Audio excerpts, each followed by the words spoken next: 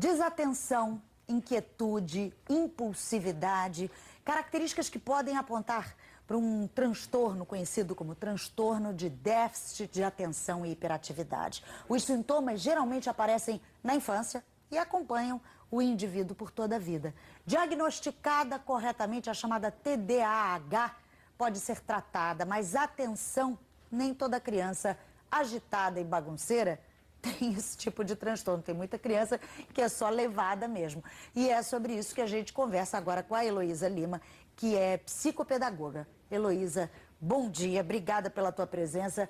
Como fazer a diferença entre uma criança que é levada, que é bagunceira, que é irrequieta e uma criança que tem TDAH? Bom dia, Ana Luísa. Em primeiro lugar, nós temos que situar a relação entre educar e realmente lidar com uma doença, que na verdade não é uma doença, é um transtorno, a própria sigla já nos traz, e esse transtorno pode ser tanto a relação de agitação da criança, etc., ou uma agressividade.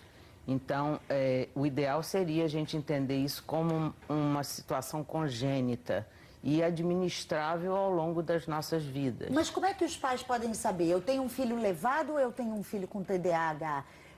Tem algum tipo de comportamento, alguma coisa que o pai possa observar e levar essa criança a fazer um diagnóstico? Sim, mais fácil seria se essa criança tem um irmão, né, uma família maior, que os pais percebem rapidamente uma diferença de foco e etc.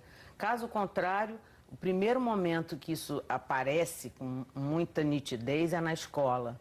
É em sala de aula, quando a criança está num grupo, ela é parte de um grupo da mesma faixa etária, então o profissional que está lidando com ela, ele percebe muito claramente. Com que idade isso começa a se manifestar? Ou começa a se tornar claro? Sim, a relação da faixa etária se dá muito em cima do tempo de concentração das crianças. Por exemplo, quando essa criança entra para uma escola de ensino infantil, que todo grupo tem uma concentração curta, né? Nós devemos esperar de uma criança com 3, 4 anos uma concentração não mais de 5 minutos. Essa criança com esse transtorno, ela também começa a ter um enxugamento desse interesse, ao mesmo tempo que nós não conseguimos perceber muito claramente. A princípio, parece uma desorganização familiar em termos de educação, de segmento dentro de casa. A partir do momento que ela cresce, isto é, que ela é mais demandada do ponto de vista de foco, de cognição, prestar atenção.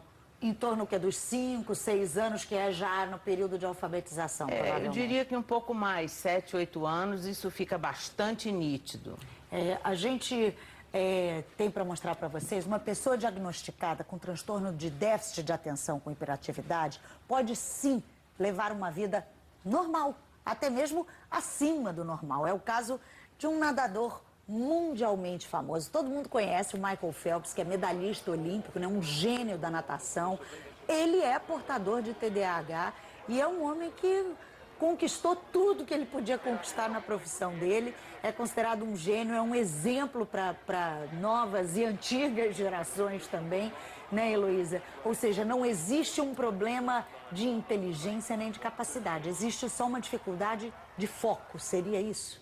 Pelo contrário, eu diria que o ajuste, vamos dizer assim, a escolha profissional e o desejo desse portador da hiperatividade é muito nítido. Rapidamente ele busca uma atividade, muito ação, né? Que inclui muita atividade, né? Competição, provavelmente. Competição, talvez. Ele precisa se movimentar, ele precisa de atuar sobre um universo muito ativo, né? Bastante, que demande dele bastante atividade, tanto motora quanto intelectual. E a família deve tentar proporcionar isso, né, Heloísa? Porque, segundo a Organização Mundial da Saúde, o transtorno de déficit de atenção com hiperatividade atinge cerca de 5% das crianças. Por isso é importantíssimo observar o comportamento do seu filho e, no caso de uma situação um pouco diferente, buscar um especialista. Vamos ver a reportagem. Assim segue o homem no ano 1000, mal alimentado, penando com suas ferramentas precárias. A interpretação de textos e dos enunciados das lições é a maior dificuldade de Carlos Eduardo. Eu não estou conseguindo encontrar no texto a resposta da número 1. Há 4 anos, a família do menino, que hoje está com 10, descobriu que ele tem transtorno do déficit de atenção com hiperatividade, ou TDAH. Ele começou a ter, primeiro, uma dificuldade com leitura, com as letrinhas, memorização. Aí a gente foi investigar a dislexia. E depois que a gente começou um tratamento com uma dislexia leve que ele tinha, depois de um tempo, quando ele tinha uns 7 aninhos, a gente começou a perceber que a coisa estava mais complicada. O TDAH é um transtorno de causas genéticas. Normalmente aparece na infância e acompanha a pessoa por toda a vida. Os principais sintomas são desatenção, inquietude e impulsividade. Para que essas características não atrapalhem no desempenho de Carlos Eduardo na escola, ele toma remédios e faz terapia. Ele é um bom aluno na escola, ele consegue conciliar todas as atividades que ele tem, ele faz atividades esportivas, ele faz violão, ele faz inglês. Então, ele é uma criança que vive normalmente. Mas nem todo pequeno agitado tem TDAH. Segundo a Organização Mundial da Saúde, o transtorno atinge de 3 a 5% das crianças. Na idade adulta, os casos são ainda mais raros. Por isso, além de observar o comportamento dos filhos, é necessário ouvir a opinião de um especialista. A diferença principal entre a criança com TDAH e a criança que é levada é que a criança com TDAH, ela sofre por conta dos sintomas dela. Ou seja, a agitação dela, a desatenção dela, a impulsividade dela fazem com que ela tenha prejuízos. O filho de Maria Antônia tem TDAH. Ela percebeu a dificuldade de concentração de Vitor quando ele tinha 5 anos. Aos 12, o garoto toma medicação para ajudar a manter o foco nos estudos. Quando eu estou com o remédio, eu fico mais fechado, menos comunicativo e fico bem mais focado. Eu não perco o raciocínio, eu sempre completo o raciocínio. Eu começo um negócio e acabo. E sem remédio, eu começo um negócio, começo outro, aí termino o primeiro, aí termino o terceiro, aí volto. Aí falo com um, falo com o outro. Eu me perco no pensamento, não consigo completar um pensamento. Só acho que você diz que não é bebê. É uma dificuldade, né, para quem tem o transtorno. Agora, Heloísa, como que se conduz a educação de uma criança, tanto em casa quanto na escola? Qual é a principal preocupação? A principal preocupação é que a criança aprenda, produza intelectualmente e até socialmente, sobretudo, porque ela estando num grupo social, é fundamental que ela seja bem aceita.